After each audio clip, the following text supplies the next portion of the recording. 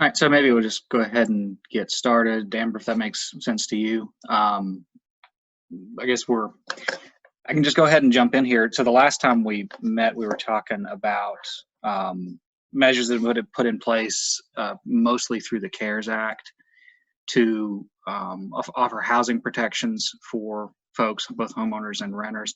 I wanted to give just a real quick update on a couple of changes to that. There hasn't really been a lot of change, but I'll talk about that briefly. And then I wanted to go through a little bit about the different types of funding that are available under the CARES Act, primarily, and other funding that might be coming down the road. And then sort of open it up for discussion, Q&A. Wanted to hear from folks about what their organizations are doing, anything that any of us can do to be helpful in those efforts. And I don't know, we'll just kind of see how it goes. So let me do a little bit of update here. All right. Yeah, we don't have tons of, I've got like 17, 18 folks on here. So, if you have questions, feel free to unmute yourself and ask. I don't think that's going to be too much of a problem. You can also put them in the chat box too, and either I or Amber or somebody will try and check those along the way and answer them as we go. This stuff is changing pretty regularly. And finally, I'm a lawyer, not your lawyer. If it's something I feel like I have to say. So this is a summary that I did last time just on the different types of eviction holds that are in place. There's been one change to the state eviction hold, and a reminder that this is the eviction hold that covers really all properties. The main difference between the state and the federal hold is that the federal hold only covers certain categories of properties. It's a lot of them, but it's not all of them. The big change is down there in red, if that wasn't obvious. It's been extended through May 15th. We were asking, and there were other groups that were asking for that to be extended through August 24th, I think, which is the same length as the federal hold. So far, that has not happened. One thing that this extension did, and the extension, just like the original hold, was done by the Chief Justice. Once eviction filings resume, it requires the landlord or whoever's filing to certify that their property is not covered by the CARES Act, and to spell out a little bit about what they did to try and figure out whether that's true or not. That's certainly better than nothing, I think, but it's not going to work in every situation. Either landlords may not search, they may lie. Unfortunately, tenants lie too. I'm not just totally bash on landlords here, but rarely do we trust the word of one party in our judicial system without giving the other side a chance to test that out. And tenants really don't have a great opportunity to test this out, I think, in some cases. So there's still some concerns.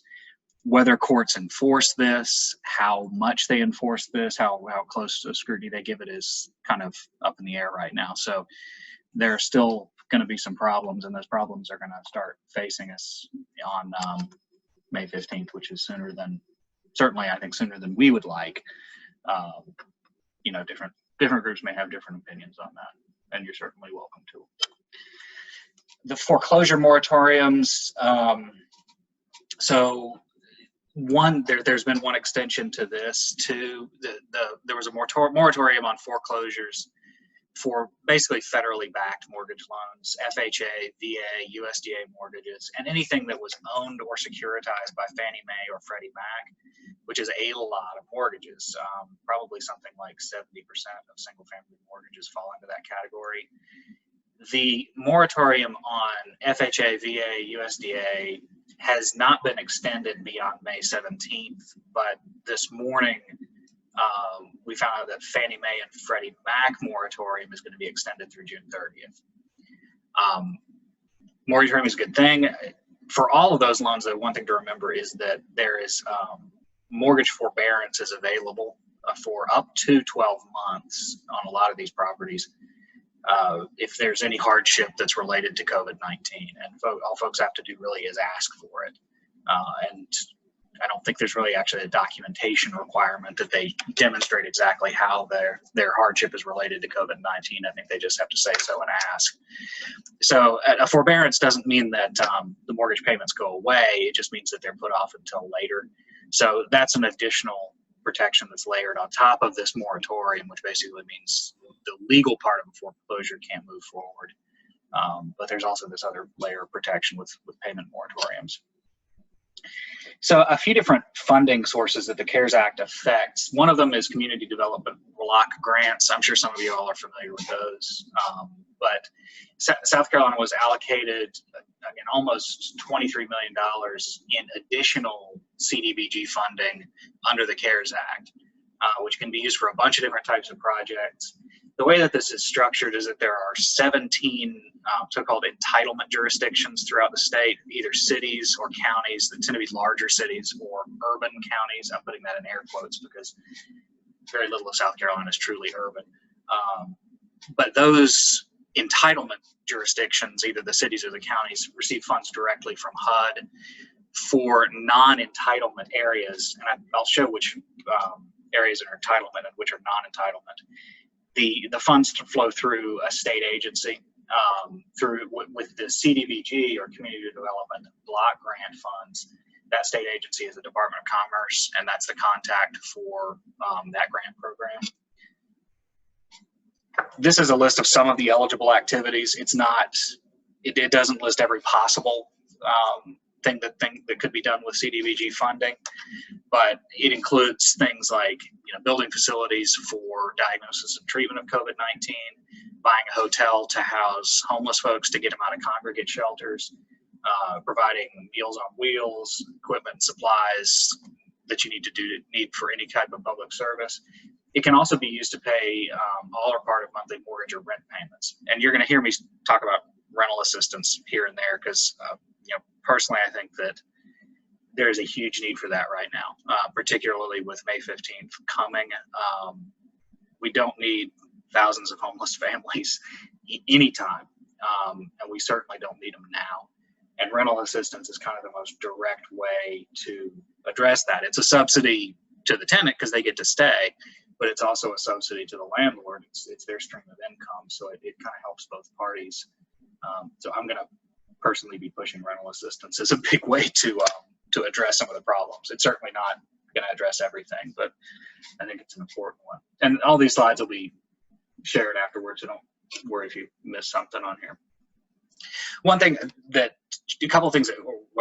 thing that changed with the CDBG program with respect to rental assistance with the CARES Act was the CARES Act lifts what was normal. So normally there's a 15% cap on the CDBG money that can be used for so-called public services, which would include things like direct financial rent assistance. That cap is now lifted not only for the new money, for the roughly $23 million that South Carolina was allocated, but also for any other allocations for fiscal year 19 and fiscal year 20. So if there's money left over in those allocations, the cap is lifted for those things as well. So essentially, CDBG grantees can use up to 100% of their CDBG funding for low-income rental assistance. Distressed low-income renters, they would have to meet that criteria, but there's a lot more flexibility to use that money for things like rental assistance. Something else it's usually a much smaller program, but something called the Emergency Solutions Grants. It used to be called Emergency Shelter Grants. Usually it's only nationwide, it's about a $280 million a year program, which is a lot of money, but it's not anything like what it has become under the CARES Act, which is about $4 billion. $1 billion of that has already been allocated by HUD, and I'll show you in a second how that's broken down, what of that money has come to South Carolina. Another $1 billion of that should be coming quickly on its heels. Now, soon is what HUD says, and sometimes those of us that have worked with HUD before understand that soon can mean something different to them than sometimes we think it should. But that money another $1 billion is supposed to be coming out soon, and then there's another $2 billion after that could be used.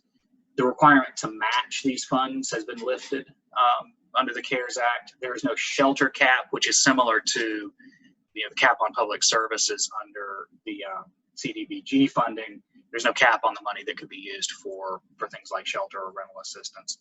And more families are eligible. Normally under ESG or emergency solutions grants, somebody has to meet the definition of homeless or soon to become homeless. A lot of that is sort of swept away with the CARES Act. Now it's basically anybody or any family under 50% of area median income can receive assistance under the ESG program. This has kind of a similar list of eligible activities to the CDBG funding: emergency shelters, hotel or motel vouchers, services to folks experiencing homelessness, services to prevent people from becoming homeless. And I put at the bottom of the slide the reg that specifically authorizes rental assistance for up to 24 months under the ESG program. This is a list of the allocations to South Carolina under both of these: CDBG, ESG, and HOPWA, which is a grant program for folks with AIDS. This just lists out. So this is a list of all the entitlement jurisdictions, the first list being cities, the latter being counties, that have received allocations under the money that was provided for in the CARES Act. And at the bottom, the South Carolina non-entitlement, that's the money that is provided to cities or counties that are not listed on here. And that money is provided through a state agency. For CDBG, it's Department of Commerce. For ESG, it is Office of Economic Opportunity. And I've got some links to who those contact people are here in a second. So here's another pot of money. Really, this is the biggest one. Do you mind if I jump in real quick on the Sure. CDBG? Oh, yeah, please. Sorry, Amber, I meant to do that. No problem. I just wanted, if you don't mind going back to the other slide with the numbers on it. This one? Yes, thank Okay. you. Mm-hmm. As you guys can see, there's, it's mainly the more urban areas of kind of like what urban means to South Carolina. But the best way to know what's going on in your area is definitely look on the organization's websites, because they have to submit a plan to how they plan to use this money. And so I would first check, call the community development department, whatever it is, if it's not online, and if you can't find it, because some of them are in the process of getting it approved. Some haven't started. Some have already completed. I believe Charleston County has posted theirs, so that you can see how the money is going to be specifically used. But you guys, as the people working with clients every day, seeing the need, this is where you guys can really play a role in advocating, of calling up your local city or county and saying, I am seeing this as a huge need. Please consider using some of the CDBG funding for this, whether it be for rental or mortgage assistance, utilities, if there needs to be like hand washing stations, more testing places, definitely in those like rural areas, whatever it may be. And it definitely, if you don't fall into one of those categories where you're an entitlement area, definitely encourage your city or county council to apply for funding through the Department of Commerce, because it is an application process as well. So that's $12 million that can reach a lot of different areas. So you guys, this is where your role really comes in, to voice what are those needs locally in your community for the funds to be used wisely.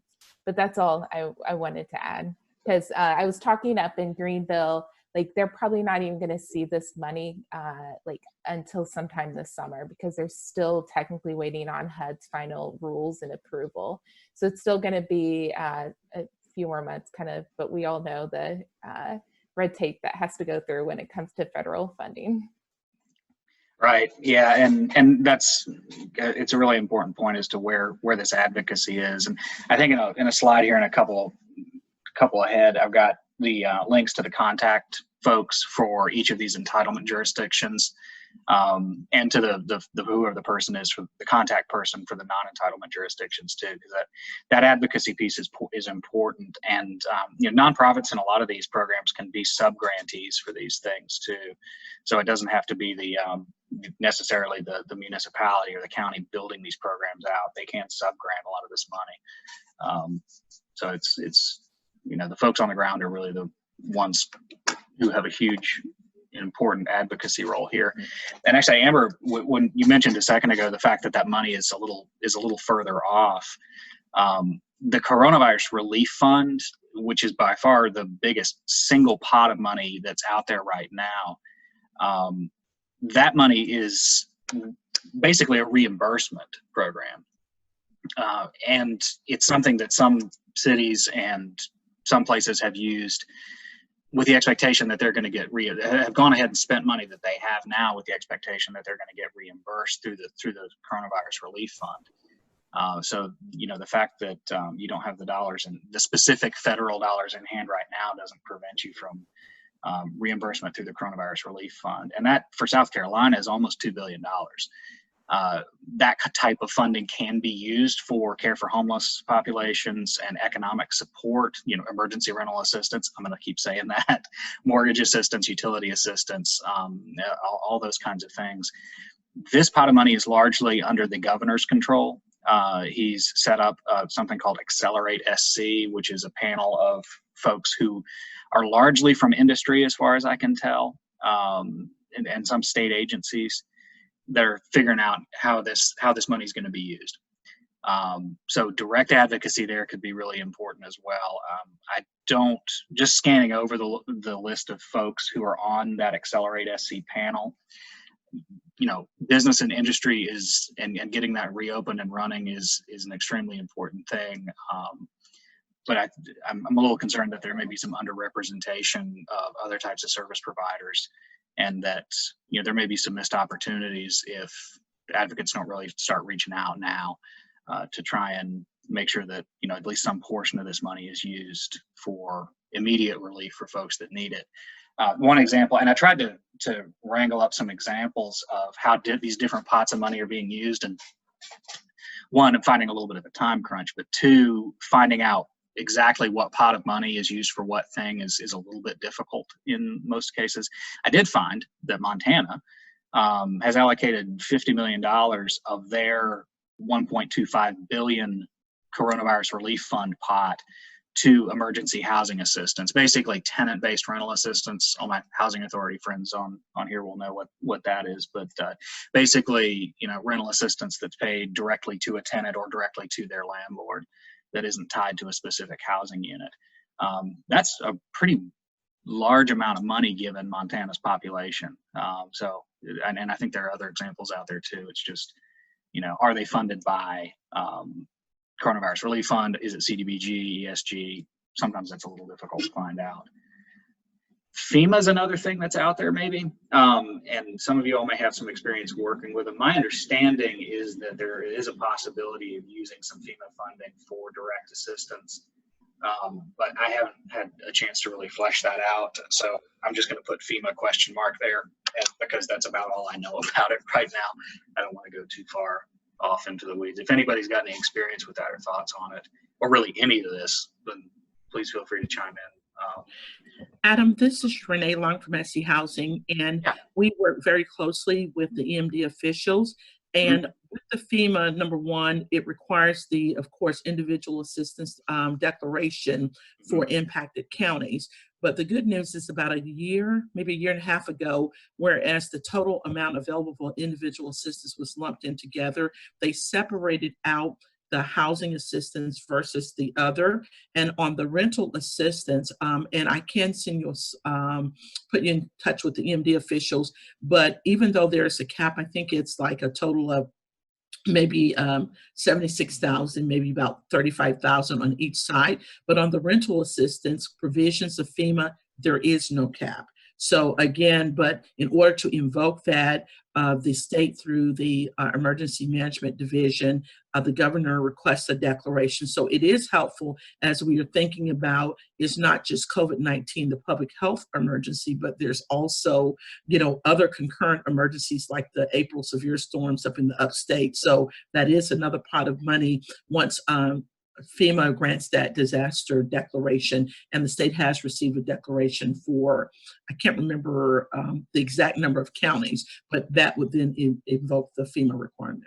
All right, thanks, Renee. Yeah, that the declaration you're talking about. Is that for the tornadoes? I remember there was a handful of counties. Yes, and okay. Actually, I'll look it up and I'll chime in and let you know which counties they were. Yeah, I remember it was Barnwell and a few others down towards the Low Country, and then it was kind of scattered around, which was interesting. But yeah, thanks for that. And FEMA is always is kind of a heavy in terms of the dollars that they bring to the table. So any kind of that's something else that's on the horizon too. So this is Amber shared this with me as far as finding programs that are doing emergency housing assistance in South Carolina. This is the one that I was able to find in the time I had. We're all kind of scrambling around doing a bunch of different stuff. This is the one I was able to find because Amber shared it with me. I'm not aware of any others that are doing direct housing or emergency housing assistance like tenant-based rental assistance. If anybody is, it'd be interesting to hear about that because again, that's going to be a really important form of assistance, I think, going forward. Adam, this is Renee again. Basically, with the State Housing Authority, our agency, the board amended we have a disaster relief fund and amended that definition to include a public health emergency in addition to the man-made or natural disasters. And so there is, these are state funds. Through the State Housing Authority, $5 million has been allocated for that. We will be working with a third-party administrator, as you can imagine, quickly to kind of get that out. The plan would be to offer one-time assistance, you know, for residents through the third-party administrator for rental assistance relief. And again, this is not any of the pots of money that you've referenced. This would be actually a set aside that of state funds by our board. Great. Yeah, that's good. That's very good to hear. And that certainly would be very helpful. And again, it's, you know, I think so far it sounds like the responses in South Carolina have been, or at least we've heard about, have been either private donations or other set-asides, not through the federal pots of money. So that certainly still remains fertile ground. I just threw up a few headlines of various cities that have done different types of rental assistance programs, just to get a sense of how often that's happening, but that's not certainly not a comprehensive list. Here's the and this will be on the slides that I share, but it's so this is the link for all the contacts for the CDBG programs, both the entitlement jurisdictions, and then I listed the Department of Commerce contact for the non-entitlement jurisdictions. Here is a list of the ESG, the Emergency Solutions Grant contacts. Only a handful of those, but those are the points of contact for those different grant programs. And then the last thing I wanted to mention is this. So this is a proposal. This has not been passed. This was introduced by House Democrats as essentially, this would either be the fourth or the fifth round. I'm trying to keep track of coronavirus response. A couple of things that would be included in that is $100 billion in emergency low-income renter assistance to avoid eviction. That would be lovely. And again, the additional $75 billion to states and territories to help with other kinds of direct assistance. So this would be a really helpful thing to have happen. There's been some opposition expressed in the Senate, and I think from the administration as well, to some provisions of this. But you know, we'll see how it goes. That is a political game that I try to stay away from if I can. So let's see. There are a couple things in the. I'm sorry, I don't want to interrupt. I just want to say, praise Allah. Thanks.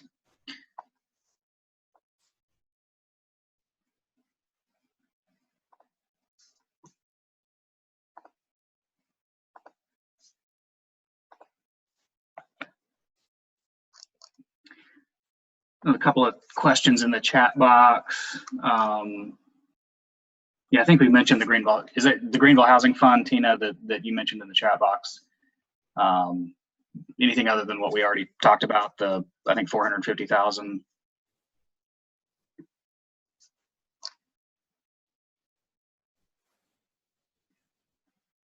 I think you're on mute. Sorry. There we go. It's okay.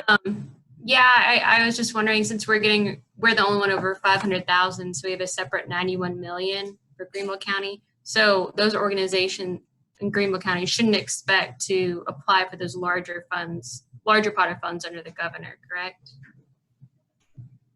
Can you run the question by me again? So if we have our own allocation of 91 million, just to Greenville County, because we're the only county that meets the 500,000 threshold, then those organizations should not apply for those larger pot of funds that the governor has to distribute across the state, or? See, I mean, is it because, so Greenville,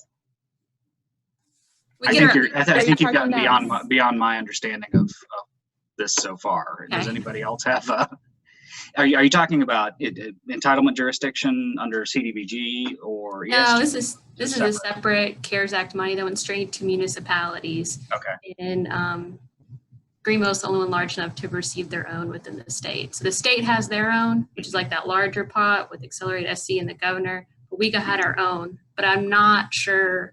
I haven't seen anything that says, we're precluded from applying for those other funds. Yeah, let me take a look. I don't know that offhand, but let me look, and I'll get back with you. Well, has anyone, I know everyone on the calls from different parts of the state, have you guys seen anything locally happening, any funds popping up, any that your city or county is doing, or organizations? I know the One SC Fund has been created, that's the statewide, that people could apply for, and that's a great way to maybe try and get rental assistance or mortgage assistance if it's a big need in your area. We would definitely want to use this time to just share resources as well, because Adam and I are as knowledgeable of what we can find and access, and it's better that we all share what we know. I think you got out of my area of expertise once we got past eviction defense. So kind of we're all learning new stuff here a little bit. But are there groups or anybody on the call that is looking at this type of funding, or looking at trying to set up any of these sorts of housing assistance programs? Well, hello everyone. My name is Ramonda Pollard, and I'm with Kershaw County Housing Authority. So we're not a newly formed housing authority, but I'm the first employee that they've hired. So we are looking, as a very small housing authority, we are looking to see how we can find some funding to provide rental assistance and mortgage assistance to folks as a result of the COVID. As you all know, Kershaw County was hit hard in the beginning. So we know that once this moratorium is lifted tomorrow, that there is going to be an astronomical number of folks who are going to need rental assistance. We have applied for some One SC funds through our United Way here. So we're just waiting to hear back from them, but otherwise I don't know where else to go to look for funding. We're small. I didn't see us on the list. I know that we're going to be considered the SC, South Carolina non-entitlement. So if anyone has any advice, anything you can share with me, I really would appreciate it. Yeah. I mean, they would be able to apply, I think, for ESG or CDBG funding to run that kind of program, wouldn't they, Amber? Or anybody else? Yeah, most definitely. Yeah. You need to start that conversation at your county level, county council, because they would have to approve it. I know, but depending on the smaller the county, the more less likely they're going to have a paid position for just community development. So I don't know where to direct you on what type of person to contact in smaller counties, but to just reach out in the county and like start asking, who can I speak to? And to say this is a huge need right now, and saying this is something, there's 12 million, you got to try to, you have to try. And if you get denied, then you tried, and that's the best you can do. Yeah, because I guess you're talking about the need, there would probably be the need for the county to approve the housing authority taking that action, but the money would actually come through the state agency, either the Office of Economic Opportunity or Commerce. Yeah. Are there other housing authorities? I'm looking for any other housing authority folks that have maybe done that or looked into that. Trying to see if anybody else was on whose name I recognize, who I can call out. I know the State Housing Authority said they were working on that fund, obviously, too. They have, I guess, a separate pot of state dollars that other housing authorities probably don't have the same kind of access to.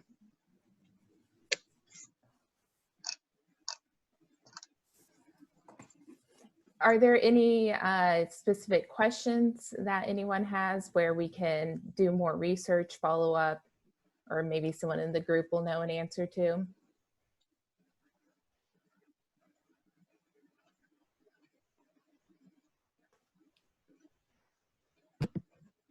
Amber, I don't have a question, but I also just want to, this is Renee Long from South Carolina State Housing Finance and Development Authority. Again, just want to make sure that we direct people to our website, www.schousing.com. We have a COVID Connection Hub, and we actually do a lot of mortgage loans, and we have a servicing department.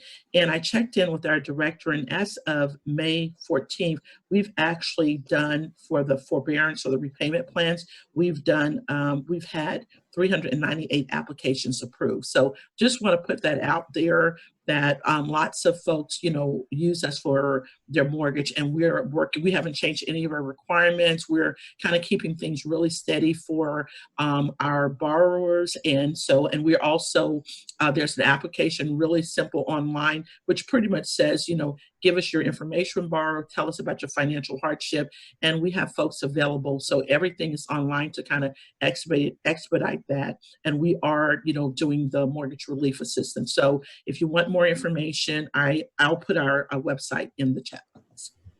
Thank you, Renee. I just posted the website, and thanks for sharing that information. Mm-hmm. Yeah, I'm really glad to hear that State Housing's working on the on that rental assistance part too. That's going to be, I think what I read something about Houston, City of Houston, I think offered about $5 million, and their website had closed in about 15 minutes. I don't think they ran out of money. I just think it was like 70-some thousand people trying to apply at the same time. So it was, but they ran out pretty quickly. So there's going to be a tremendous need here too, as well, I think. Are there things that, I think just following up on what Amber was asking about, questions either for the group or questions do you think any of us might be able to help out with or look into that would sort of help out advocacy in this area?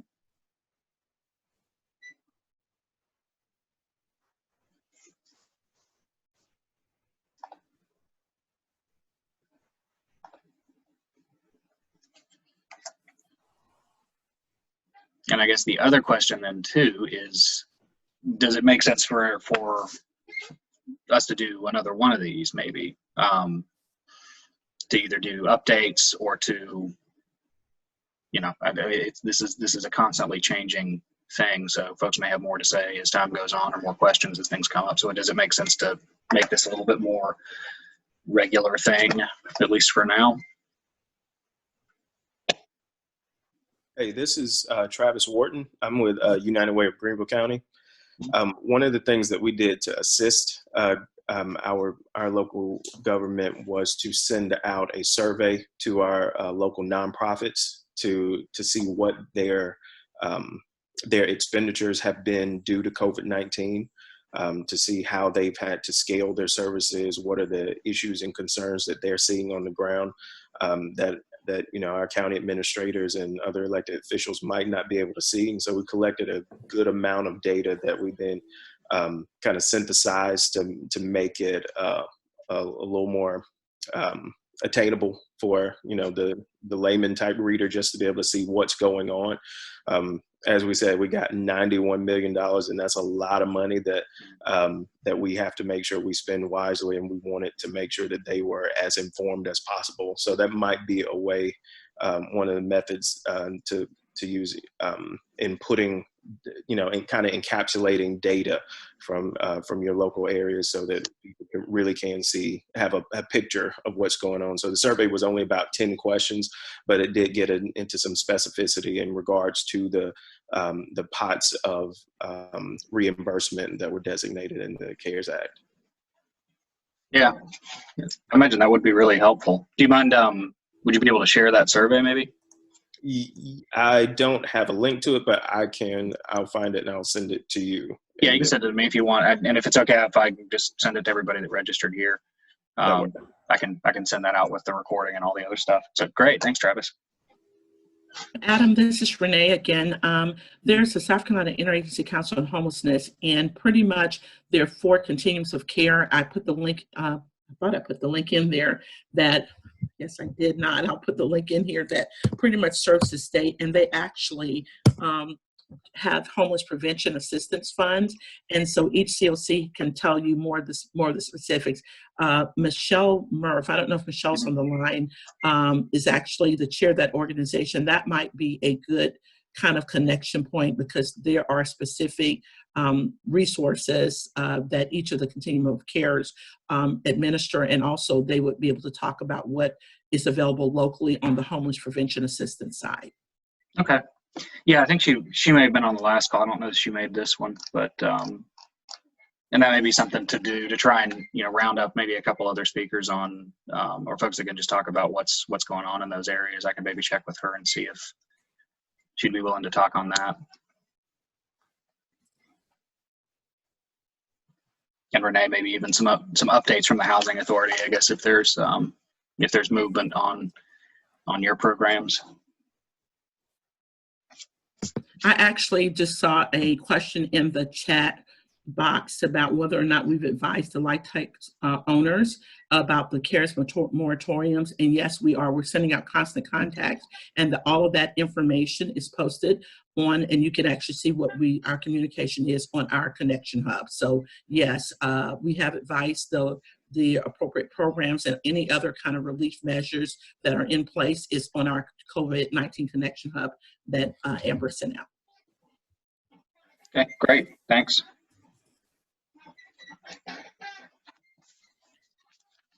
Let's see.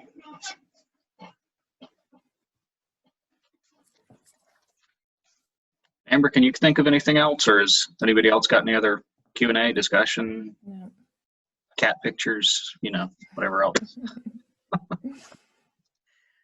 Cat photo bombs. I guess that's the thing lately. Okay. Well, if there's not anything else, I guess maybe we can try and. Do y'all think, or does anybody want to chime in and think about whether we want to schedule another one of these? Maybe you could do an update, or I'll just send around an invite if we can round up a couple of people who might want to give updates on this, on what they're doing. Yeah. Angela, you want to share what you just posted to the group? Sure. Thank you, Amber. Step-by-Step Ministry Hope Project, located in Greenville, South Carolina, in the Brandon community, has expanded its efforts to perform advocacy, supportive case management, and referrals, information, education to the formerly incarcerated, currently incarcerated citizens who are being prepared to be released back to the community from federal prison, Bureau of Prisons, as well as state prison and our local detention centers. I have been having a conversation with the Public Defender's Office, as well as the Federal Probation Office and the state corrections pre-release programs on the needs of individuals who are currently incarcerated and returning to our community. Of course, we cannot house but a limited amount of folks, but we do want to be that presence in the community for those who have the need of a safe place to live, so that we can give them some direction, be able to track and monitor them, as well as to record the demographics of these individuals who are going to be coming to us.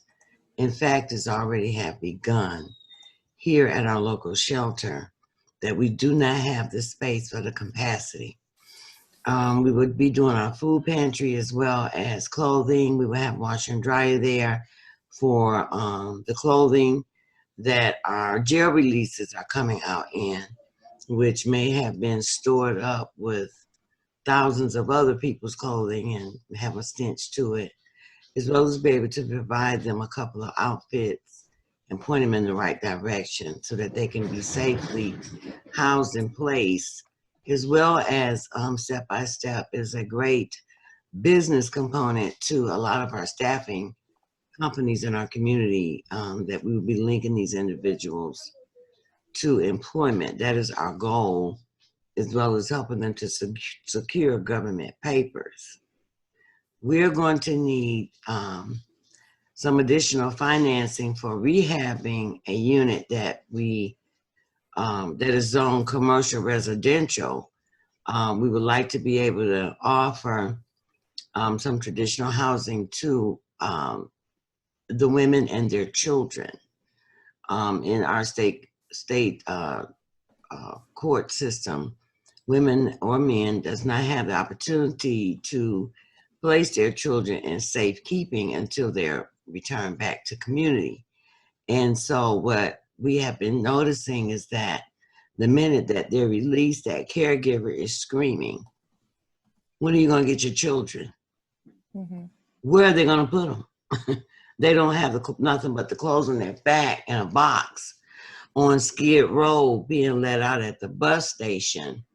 And they're contacting Step by Step for hope and for a safe place to live with the support that we provide. So I discovered this property that's already pre-gutted, and I'm hoping that our government, GCRA, would finance this property, and maybe we can get some rehab funds to get this place ready, mm-hmm. so that we can get these folks off the street, get them back with their children, so that they can go on to restore their lives and hopefully experience whole life transformation. As well as we would like to offer the taxi to work service. We have the jobs, but we're limited to 18 passengers in our 2 vans. So I'm looking for some funds so that we can be able to provide this most effectively and make a greater impact for these individuals who will be COVID-19 impacted returning back from prison. Yeah. Well, thank you for sharing that. You guys are definitely doing some very important work. So Tina said to connect with her after this call. And then also, if you can tie it to being really directed or directly linked to COVID-19 response, probably the 1SC fund would be worth going after. But if not, then you're probably just going to have to go after traditional grant funding. But Renee, would they qualify to apply for a housing trust fund? Or potentially? I don't want to. It sounds like what might be a better avenue is for them to speak with Jennifer Kogan of our office about, because if I'm hearing her correctly, she's wanting to kind of put together a package for acquisition of, I guess, housing, more multifamily housing. The Housing Trust Fund, we do have emergency repairs, but that's owner occupied. So that's going in, say, someone needs, a repair of their existing home. if I heard you correctly, I think you're referring more to multifamily development for a group of, individuals that will be transitioning back to the community. You probably would want to speak with Jennifer Kogan, who is our Director of Development, and I can get that information. I'll put her phone number in the chat box if that would help. Thank you so much, Renee. Actually, what we're looking for is shelter setting group home for women and their children. We have women and their children. For example, if they have children under 9 years old and they have 2 children, then we can put 2 children, whether it's 2 boys or 2 girls, in a room together, and we can put mom and her roommate in another room, and vice versa. If we can get 3 to 4 bedrooms out of this property, which I believe that we can. Because the need is where the mom is coming home, being released back to community with nothing but the clothes on her back and a bus ticket to Skid Row. The caregiver that has been temporarily caring for these children is saying, hey, you're home now. Come get your children. What's happening is mom don't have a shoebox for herself, let alone her children. And what ends up happening is caregiving saying, my time is up, I'm calling DSS. Yeah. So now kids are being picked up. We need to address this need. I've already spoken to at least 12 women who are in the South Carolina Department of Corrections. And they're saying, Ms. Angela, can you help me get my kids so that my kids don't end up with CPS? I've already had one case with them before. How do we address this community? I'm doing the best that I know how to do, and that's to create a living space, a safe house for this mother and her children and this other mother and her one child, so that that family can stay together. Yeah, well, that's what's great about these calls. So you've definitely got a couple new contacts to add to your list to try and get those done. So definitely follow up with Renee with SC Housing and Tina. So Travis has posted the link to that Survey Monkey on the needs assessment they did with nonprofits that they were sharing. Let's see. Well, this kind of sounds like a good wrap-up point here, since there are no other questions, but definitely don't hesitate to reach out to Adam or myself at any time if you hear of resources that are coming about, if you have more questions. We'll definitely be looking into doing another one in a few weeks, and we want to definitely make sure this is productive with your time and that you're getting new information so that you guys can continue to do your work. Thank you so much, Amber. Yeah, great. Y'all keep up the good work. Thanks. Thank you. Take care. God bless you all and remain safe. Right. And you. Bye. I know.